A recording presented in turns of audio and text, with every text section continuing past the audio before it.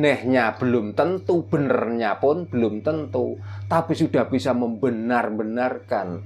Bahkan kadang-kadang orang melakukan dengan cara yang lain, sudah berani mengatakan bahwa itu adalah musyrik, bahwa itu adalah kafir, bahwa itu adalah tidak bertuhan, mengatakan ateis.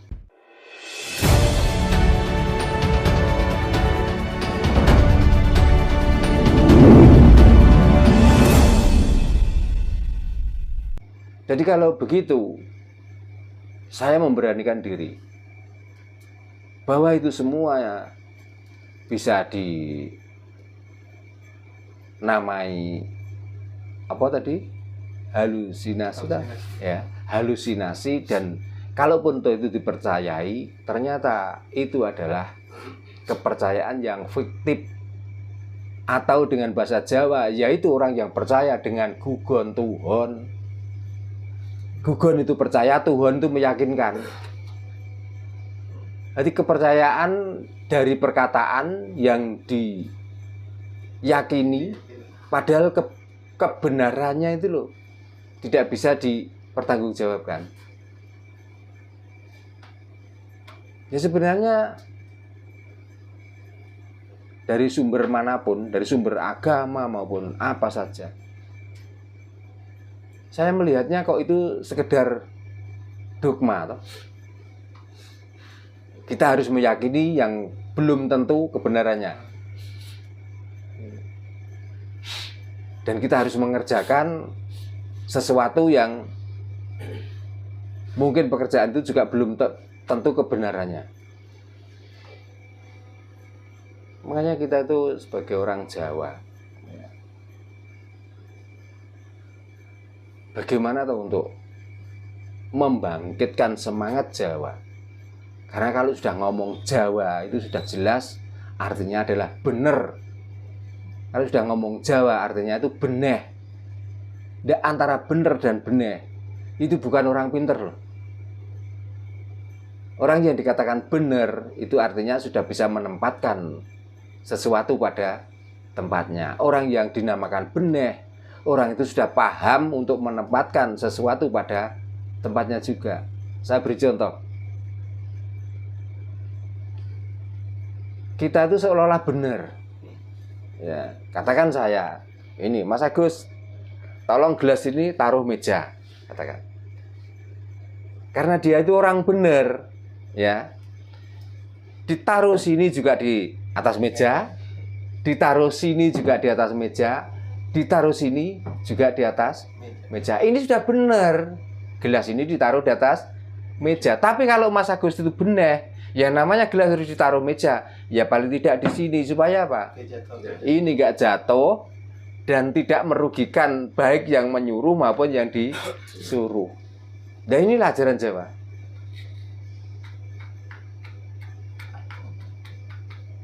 Tapi coba bayangkan dengan ajaran-ajaran yang dari luar. Benehnya belum tentu, benernya pun belum tentu, tapi sudah bisa membenar-benarkan. Bahkan kadang-kadang orang melakukan dengan cara yang lain, sudah berani mengatakan bahwa itu adalah musyrik, bahwa itu adalah kafir, bahwa itu adalah tidak bertuhan, mengatakan ateis, dan lain sebagainya.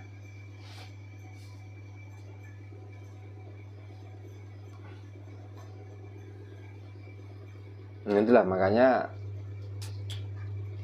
saya tidak bosan-bosan menyampaikan seperti ini. Kita mengajak pada sedulur-sedulur semua, mari kita itu benar, mari kita itu beneh, dan supaya menjadi waras, gitu loh. Jadi kita itu jangan terdogma dengan dongeng-dongeng. Dongeng pun kalau ada buktinya monggo. Tapi kalau dongeng itu nggak ada buktinya. Apalagi yang didongengkan itu bukan kejadian yang di sini, bukan leluhur kita yang mengerjakan. Terus kita itu percaya, maksudmu itu percaya itu loh yang bagaimana? Gitu loh. Apakah kita itu memang masyarakat atau rakyat yang sangat bodoh tanpa diajari oleh leluhur-leluhur orang luar, terus kita itu tidak tahu kebenaran. Apakah seperti itu? Apakah kita lupa dengan leluhur-leluhur kita? Sedikit saja, satu pun yang saya sebutkan, Bandung Bondowoso. Coba, yang waktu itu membuat candi Mendut. Apakah ada tokoh-tokoh dari luar yang bisa menandingi dan bisa mewujudkan? Dan itu candinya masih ada sampai sekarang. Kalau itu dianggap legenda, itu dianggap fiktif, ya wong keblinger, memang sengaja untuk membelokkan sejarah dan untuk meracuni otak kita sebenarnya. Coba. Nah, kalau orang luar hanya bisa mengangkat pedang, hanya bisa membunuh orang lain, terus dibangga-banggakan tentang orang itu sakti dan lain sebagainya. Nah, apakah kita lupa dengan perjalanan Angling Darmo?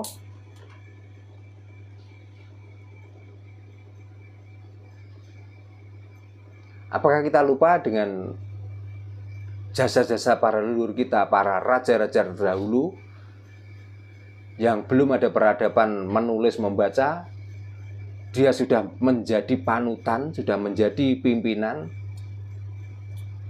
untuk menyatukan bangsa ini supaya bersatu dan selalu bangsa ini mempunyai peradaban yang tinggi? Apakah tanpa ajaran-ajaran dari tokoh-tokoh dari luar negeri itu, terus orang Nusantara itu ya sebodoh itu? Kira-kira cerita itu belum dibawa ke sini. Di sini sudah penuh dengan cerita tentang kesaktiannya, tentang kemahirannya membentuk Nusantara ini sampai menjadi negara NKRI yang kita nikmati bersama. Negara-negara itu belum ada penghasilan yang sangat luar biasa. Negara lain tidak memiliki keindahan, kesuburan. Negara kita itu sudah terkenal negara sing gemah ripah loh jinawi. Itu pun masih Karto, Toto, Toraharjo. Apakah cerita itu mau akan kita bikin cerita masa lalu?